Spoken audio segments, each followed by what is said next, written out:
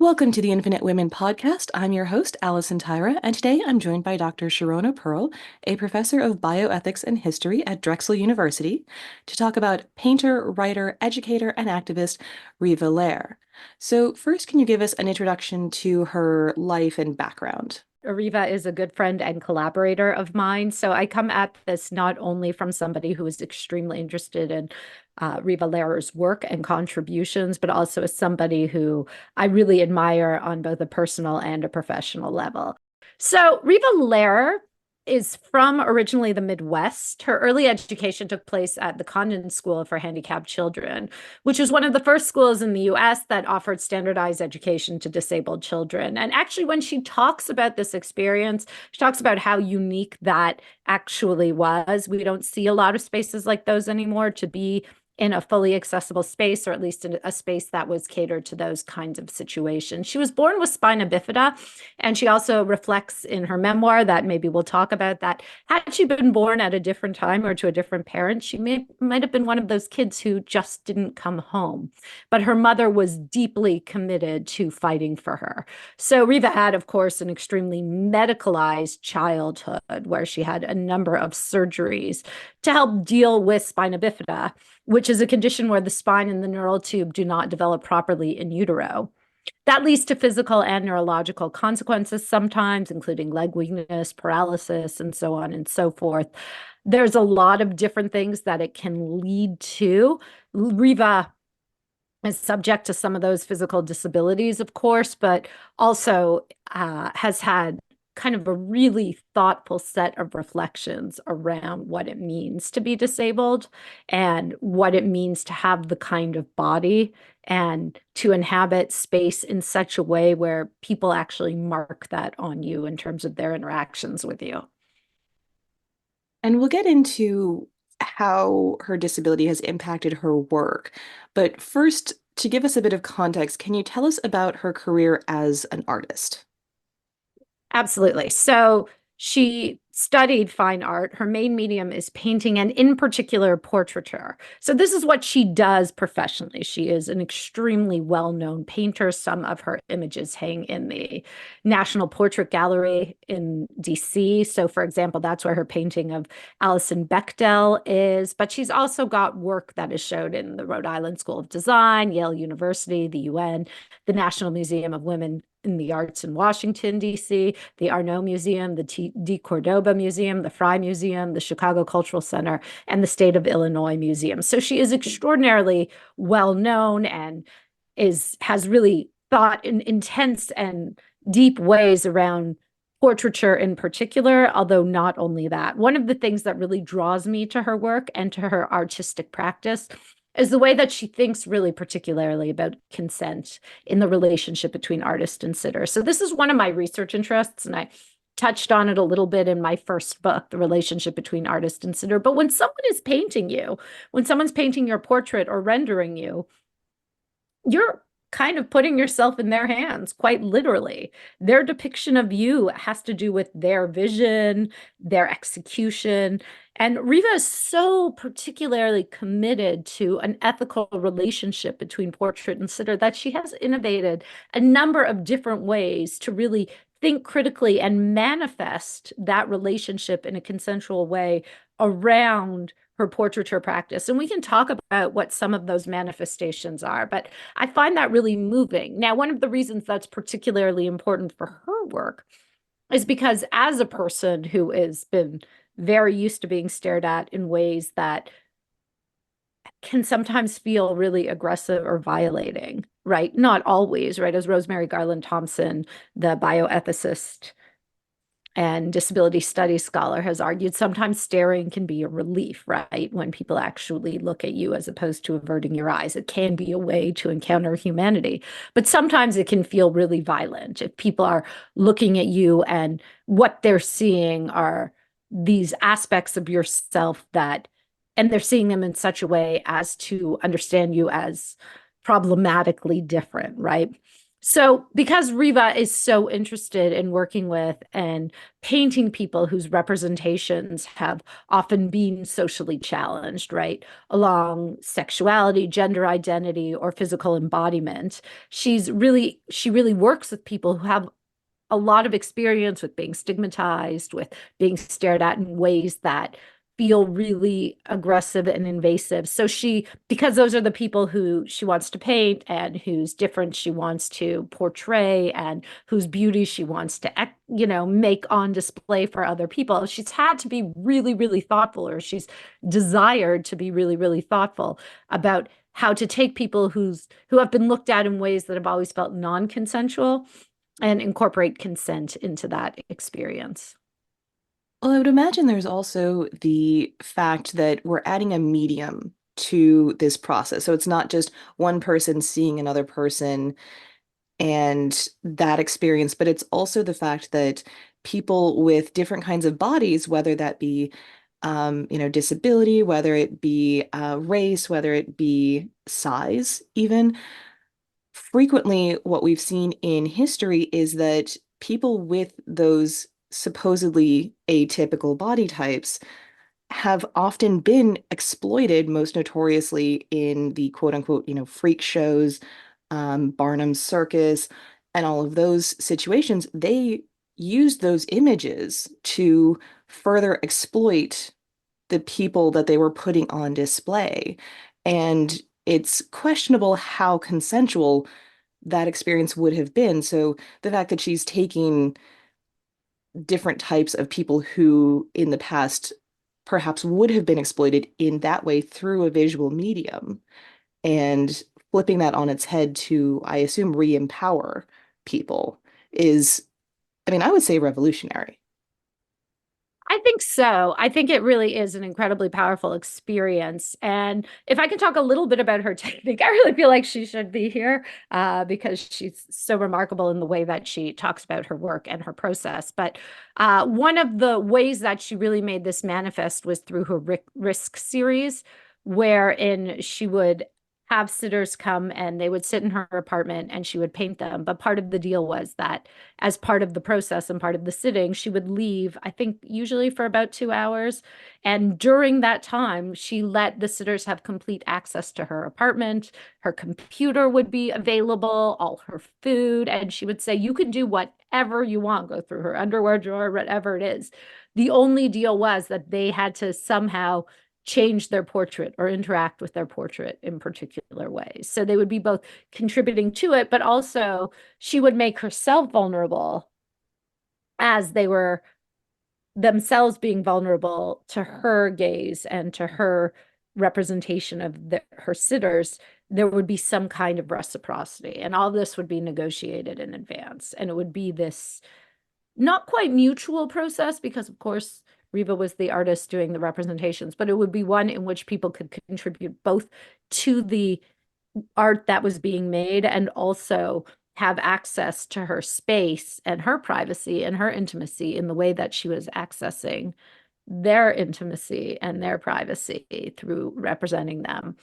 Now, one of the ways that we tried to think about this, because Riva and I did, well, I sat for Riva, but we collaborated on a project.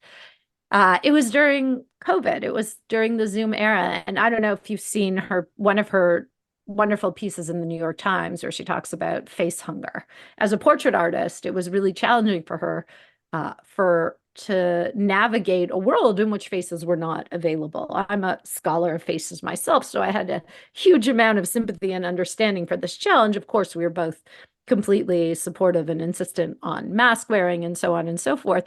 And also there was this sense of loss and difficulty. And maybe, if everybody would be responsible and get vaccinated and wear masks, then we could get faces back, right? That was part of her plea in this piece. But also, as a portrait artist, there were real challenges working during COVID, right? Because at the beginning, people couldn't be co-located. So we actually did a series together while I sat for her over Zoom. And some of the ways that we incorporated this mutuality, this consent, this relationship is that while she would be working on my image as we were sitting for Zoom, I would take screenshots of her, which she would not know about. And then the image that I liked best, she would have to represent and use in the series. So it was again this kind of attempt at some sort of mutuality or some sort of looking back, right? And I've done some work as an artist model before, but this really created a sense of mutuality or a sense of participation that was really powerful, particularly because we were talking the whole time and we were recording the conversations. And then we had those transcribed and included in the background. So our language, our words, our conversation are actually captured in the image as well. So this was a really amazing experience. I was not the first of the Zoom portraits. Riva did an extraordinary portrait of the disability activist Alice Wong.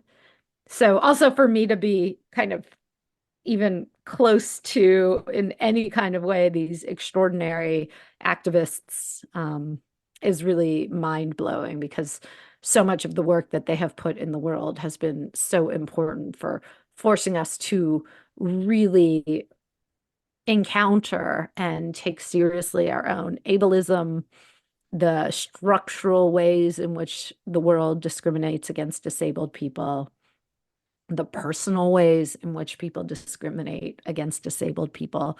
So to actually flip that on its head, to flip looking on its head in this very grounded and also beautiful and also artistically robust and also ethically boundary breaking way, I think is simply extraordinary. And we haven't even gotten into her writing yet, right? So that too. Well, it is fascinating that it sounds like she's very much making it, instead of the active painter and the passive model, she's turning it into a process where both participants are active and have agency and are engaged in, I believe you said, collaboration.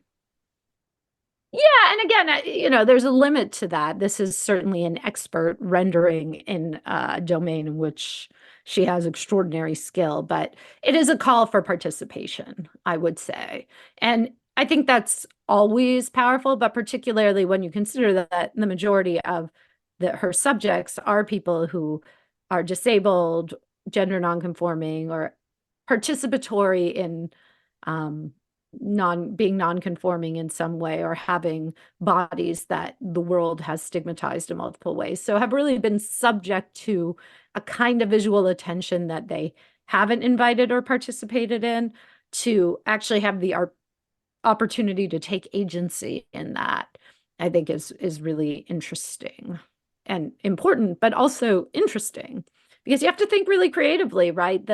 The artist-sitter relationship is a pretty static one. Someone sits and someone paints, and maybe you're paying them, and it's a patronage situation, and we're in 19th century England, or maybe they're painting you and then they're selling it, or maybe it's, a headshot, or I don't know. There's all kinds of ways, but mostly it's somebody sits and somebody renders, right? So this is actually active in a very different kind of way. Well, there's an interesting conversation around selfies where people say, oh, particularly young women, oh, they're so vain because they take so many photos of themselves. And like, well, yes, but if she were sitting still for hours on end, 200 years ago, and the man in her life was paying someone X amount of dollars, um, to paint a giant portrait of her that was going to hang in her own house, that's not considered vanity. But when particularly young women are taking that power for themselves, where they are making themselves the artist as well as the subject, then it becomes vanity. Then it becomes something to mock and ridicule. So that's obviously not exactly this conversation, but I do think there are interesting similarities there in when you involve the subject with the process of the creation and how people look at that differently, particularly through the lens of, that's a young person, that's a woman, or in this case, people who are disabled or who have other physical differences. And something we've actually talked about before on the podcast is throughout history, the stories of marginalized people, whether they are disabled, poor, enslaved, etc., those stories have often been told by people with privileges and often with an agenda. So that gets us into why it's important for people with disabilities or other differences or other marginalizations to be able to tell their own stories, whether it's through her writing, through her art, or through other media. Yeah, and it's one of the central principles of disability rights, nothing about us without us. And I think it speaks both to the fact that there was so much about without, right? People deciding what's best for others without consulting them, which is profoundly infantilizing. It's a problem both because a lot of people actually know best about themselves, what's best for themselves, but also because the people for whom we tend to make decisions also tend to be people whose opinions we think don't matter, who we don't think are mature enough, sophisticated enough, developed enough, or equal enough to make their own decisions. So it speaks to a fundamental oppression and discrimination against disabled people. I think when it particularly comes to visual representations, there's an even stronger impotence, obviously not stronger than in the policy realm, in the medical realm. But I think there's something uniquely important about people being masters of their own representation when for so long the ways in which they have been seen and understood has been outside of their control, both because those have been used for really violent ends, but also simply because when people are masters of their own agency and own representation, it's an autonomy question, right? If we look through history, and I'll be quite specific here, every attempt to remove somebody's autonomy is an attempt to dehumanize them. That's just a fundamental historical trend. If you take away people's right to be treated as an end in and of themselves rather than a means to an end, let's say a means to economic development, right? If you treat them not as agents. If you enslave them, then you are taking away their agency and thus their humanity. And it's violent in multiple kinds of ways, but it begins with the loss of autonomy. So, too, if you take away people's right to control their bodies around reproductive health care, this is a fundamental attempt to dehumanize, right? If you take away people's autonomy around their self-representation, then this is an attempt to dehumanize that is consonant with the ways in which disabled people have been treated historically. So I think that allowing people to tell their own, so like allowing, who am I to allow anybody to tell their own stories, right? It's creating space for multiple voices, not assuming that one kind of voice ought to be the only one that can tell a story, right? And I think in the history of disability, like so many other minoritized and oppressed communities, it's not that anybody's allowing them because the oppression didn't provide the space. It's people insisting on the right to be heard and the right to be seen on their own terms. And I think if you look at Riva's body of work, it is a body of work around that kind of insistence. And she talks a lot about the importance of connecting with other disability activists and artists, right? There was a real community there. And for a lot of folks, that's a process to see yourself as part of a larger community, right? Especially because there's so much pressure on normalization, right? For so many folks who are born disabled, there's so much pressure on fixing this body as though it were wrong. And that's different than creating having interventions that support accommodations and giving people greater range of motion, access, alleviating pain. I mean, all of those are great things, but the idea that your body ought to look a certain way, often or sometimes completely disaggregated from all those other kinds of accesses that can be granted. The access that's granted by looking the right way is that people believe you look the right way. But perhaps that labor shouldn't be on disabled people. It should be on people to not have categories of right or wrong when it comes to bodies, when it comes to health. And again, that doesn't speak against the importance and prevalence of providing accommodations and medical intervention and support that can really be incredibly beneficial and important and valuable and sometimes life-saving. But I would say that the insistence on determining your own representation is hand in hand with autonomy, which is hand in hand with what should never have to be fought for, which is humanity. It is interesting when we're talking about visible versus invisible disabilities and the different experiences that people have. Because, for example, someone with fibromyalgia or chronic fatigue might have a good day, and then people assume that they're healthy because you don't look sick. And then when you are having a bad day, they are less likely to believe you because it's an invisible disability. And I was actually thinking the other day, because I have autism and ADHD, that these are almost ultra invisible because so many people don't even know that they have it, which I'm hoping Mhm. is something that ends with my generation. Because you hear so many people with stories about not getting diagnosed until they're in their 30s or 50s or even later. So it's so invisible that we don't even realize that we have it. Um, but that is something that when we're talking about the stories in particular, um, Ms. Lehrer herself has actually said, for so long we've been absent from movies, art, and books, save for the occasional ableist trope. So what she's pointing out there is when we're saying, oh, these stories, when they are being told by people who don't share the marginalizations of the subject. But that's on the rare occasion that they actually are told in the first place. So often they're just completely ignored and overlooked and left out. Yeah, 100%. And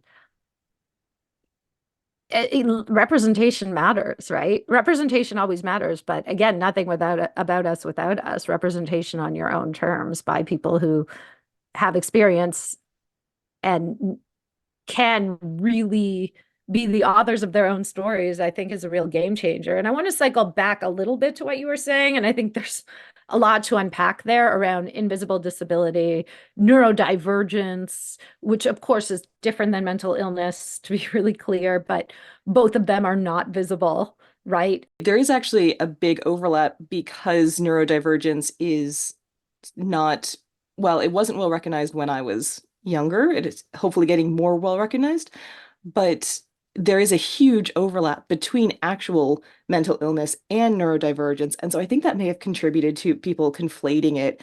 But it's things like, well, no, that person probably wouldn't have had anxiety and depression, or at least not nearly to that extent, if their neurodivergence had been properly recognized when they were younger. And so I think there's definitely some correlation causation happening there. Sure, totally. And also to distinguish as categories in particular ways, right? I totally hear what you're saying, absolutely. And one can be a contributing factor to the other, but some of that has to do with external factors in particular ways that hopefully we can support and change and contribute to. But both of them share this invisibility feature, right? And I do think, as you said, there's been a lot of development and movement with this generation. But I think disability studies has struggled as a field to make sense of invisible disabilities, right? Invisible differences in particular ways. And the kind of iterative experience of certain kinds of disabilities also can be really challenging. But I think that's changing. I think disability studies is also making sense of pain as a field in a different way. So, like so many of these theoretical activist intellectual movements, and disability studies is really a combination of all of them in a particular way that might be different than some other spaces. There's a real reaction, right? A response against a medical model of a broken body that needs to be fixed by a heroic doctor, usually male, right, who always knows what's right, to the more social model of disability, wherein the world is disabling. You might have impairments, but the world is disabling and the world can accommodate. We can change things. We can make curb cuts and then somebody can access the streets better, right? Which I think is incredibly powerful, which is why it has been so effective. And now saying, yes, that is absolutely true. And also there are challenges, right? Pain is really challenging. Uh, Accessing a world when you are feeling really depressed is really challenging, right?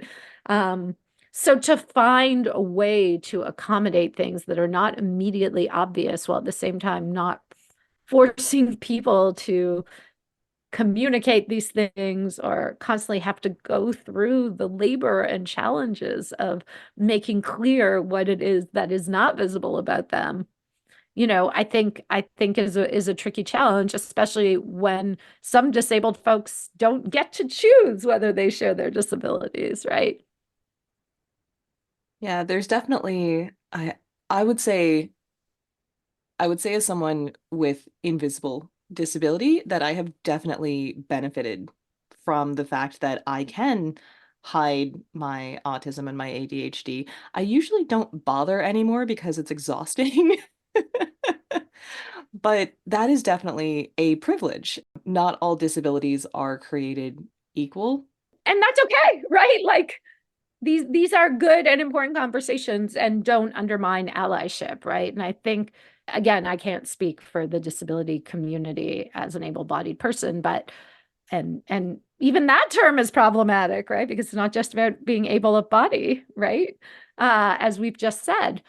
Uh, but I I try to bear in mind in other cases and identities that I inhabit that any attempt to undermine allyship by creating these hierarchies of experience are imposed by those who wish for us to not stand in solidarity with one another. I think we can acknowledge the differences in experience and even the differential stakes for experience and still stand in allyship with one another. And I think the disability community is a really powerful model of how to see that enacted and how that can work. And I find it very moving. My mother's disabled. I am not. So I've had a little insight into these experiences, but I myself do not inhabit them. I think through a lot of my conversations and work with Riva, I have learned a lot more. And of course, through my own research, I have learned a lot more around some of these questions. But I find what you say really moving and really powerful because I think that allyship is is the way to resist a lot of those kinds of challenges. Well, and you mentioned earlier the social model of disability, which is essentially that the thing that disables a person is not their condition, it is that society does not accommodate for their condition. So the fact that someone is in a wheelchair is not the problem. The fact that buildings are not wheelchair accessible is the problem. And I think that's something that comes through in a lot of works that are more recent. So rather than looking at a body as the body is the problem, it's saying, no, the body is just the body. And I was reading an article that Ms. Lehrer wrote where she talks about the Mutter Museum and the fact that their collection of bodies, primarily different types of bodies from what would have been considered the norm, are on display and how they're displayed, and referring back to the fact that in her book, she talks about a very life-altering experience that she had when she was much younger, going to the museum, but also when we're talking about how things were being displayed even as recently as last year, Yeah. how presenting these bodies without the respect that you would give to a person is inherently problematic and impactful on the people who are visiting, whether or not they are abled. Yeah. And so I think one of the tricky things about the Mutter, which is in the middle of a lot of controversy and reevaluation right now, is that for some folks, it has been really important to go into that space and see bodies that look like theirs displayed, right? That has felt like a really important intervention. It does a lot of labor for folks where they don't have to constantly explain themselves because there is a place where that is explained. But if that which is displayed was unethically obtained or displayed in such a way that is incredibly disrespectful, then that has to be dealt with, right? If bodies were stolen, right, then that has to be dealt with. So I think that it's pretty clear that there ought to be a balance between finding space to celebrate the diversity of the bodily experience, but to do so in such a way that is consensual and respectful. I think it's possible, but the matter as it's currently configured and manifested is not achieving that. We see this as well with colonialism and people of non-European backgrounds where, the whole person, alive and presumably well at the start of it, were taken from their homes and put on display when they were still living. So even today, you've got, fights with museums, primarily in Europe, and I'm sure several others in the US, that, indigenous communities are still hundreds of years later fighting for the return of their ancestors.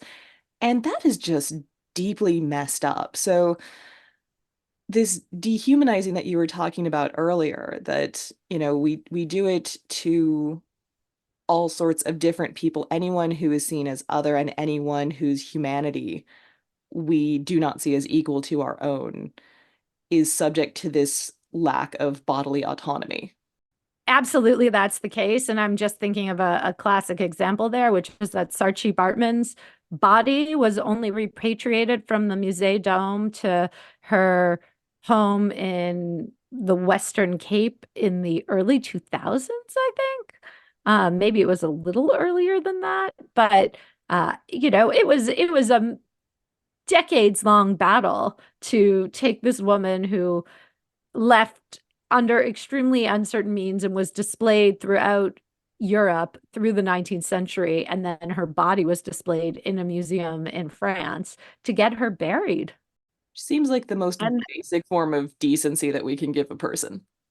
indeed, yes. And you would think, okay, well, fine, but we're doing better now. But of course, a very recent case here in Philadelphia was the bones of somebody who was killed in the move bombing when Philadelphia bombed its own citizens. That's a whole other story in a really violent and horrific moment during the late 20th century, well, mid 20th century, I don't know, 1980s, I think. Um, there it was discovered that the remains of one of the victims of this bombing, a child, one or potentially two, were actually being used in a teaching collection shared between University of Pennsylvania and Princeton. Now, bones are used in teaching all the time, but in the case where the family is alive, did not consent to this and wanted to bury their children, this is incredibly violent. And once it was discovered, the bones were returned and buried appropriately, but only once it was discovered, right? So these are ongoing battles. And there is a law in the US that museums that hold the bodies of Indigenous people have to return them to their communities. So a lot of museums are in violation of that law. They are now currently doing audits to try to figure it out and be in compliance, including the Mutter. But that is certainly the case all over the place. And then when you start thinking about that, you start thinking about the fact that museums hold a lot of bodies that maybe ought to be buried appropriately. And then it gets really complicated, right? It gets really, really complicated because questions of consent worked really differently in the past. It's certainly the case that a lot of these bodies on display, a lot of the bodies that were used for dissections and so on and so forth, were paupers who were not collected by anybody when they died.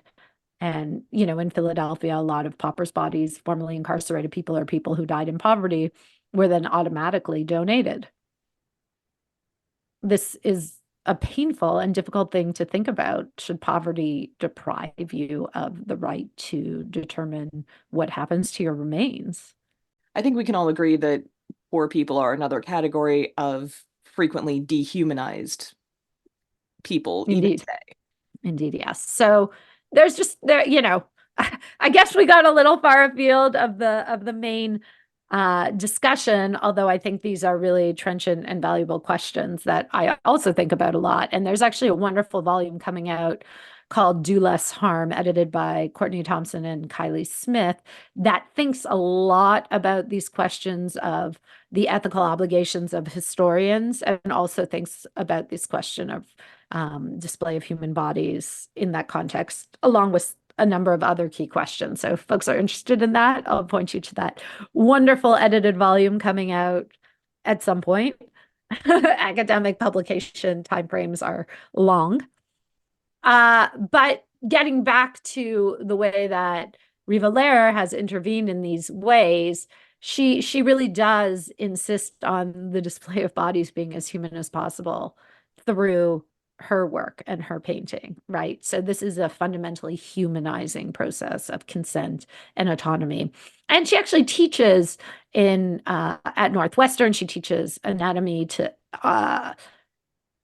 anatomy painting to medical students, and sees that as part of this, or I shouldn't say what she sees that or not, but her practice there certainly reflects this process of humanization in deep and meaningful ways. And if folks are interested in her work, both in the painting, I'll point you to her website, but also in her writing, which is evocative and powerful. You mentioned pieces that were published, but there's also her memoir, Golem Girl, which is beautifully written and tells a lot of her story in her own words, which I certainly should not do. So I'm here to just comment on her as an interesting and fantastic and important woman, artist, and activist. But you should certainly go read her story. Yeah, she's described it as saying that it is, quote, about my life as a monster. This is how I've been treated most of my life, including too often by the medical establishment. So again, we're getting into that context that, that's not how she would have self-identified if that wasn't how she had been treated by everyone around her, including the professionals who were meant to be caring for her. Right. So it speaks again to the experience of having other people see you in a particular way and how that can be internalized. So I think her work is actually resisting that, is giving people the right to imagine how they are being seen and manifest that. And in addition to being an instructor at the Art Institute of Chicago, she is also an instructor of medical humanities at Northwestern University. So she's actively influencing how tomorrow's doctors view disability and disabled people. And so she is being the change that she wants to see in the world, and I love it. Yeah. I was reading about a particular course that she teaches called Drawing in a Jar. It's using what she calls non-normative fetuses in Northwestern's collection, which does have similarities to the Mutter's collection, and I don't know what they're doing to make sure that they're being as ethical as possible, but I'm sure that she has opinions on that as well. But essentially, the technical demands of drawing gets these students used to looking at these fetuses, gives them time to work through how they're reacting to it. And she says they're often surprised by the beauty of these entities. And then the final assignment is to present a 15-minute biography of a person who has had the same condition as the fetus they've drawn and who has lived within the last 25 years.